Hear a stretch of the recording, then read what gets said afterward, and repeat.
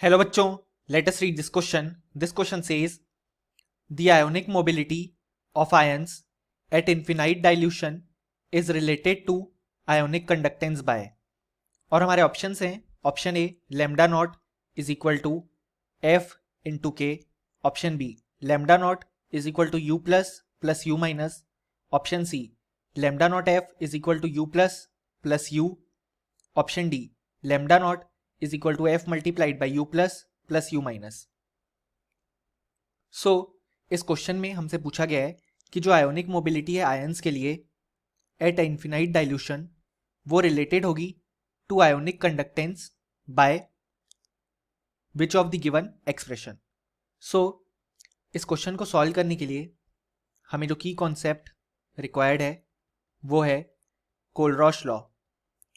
सो यहाँ पे जो कोलरॉश लॉ होता है वो ये कहता है कि जो इक्विवेलेंट कंडक्टिविटी होती है for an electrolyte at infinite dilution वो इक्वल होती है टू दी सम ऑफ कंडक्टेंसेस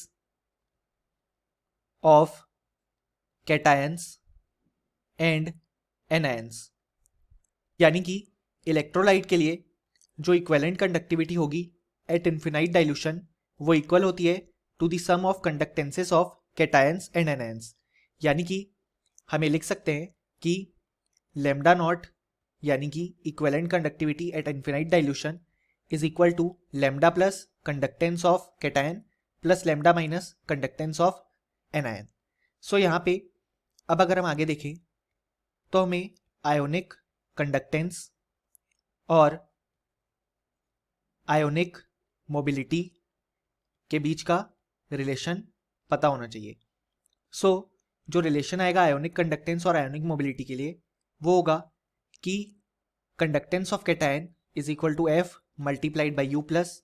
यानी कि हम लिख सकते हैं कि जो कंडक्टेंस ऑफ कैटायन है वो डायरेक्टली प्रोपोर्शनल है उसकी आयोनिक मोबिलिटी से.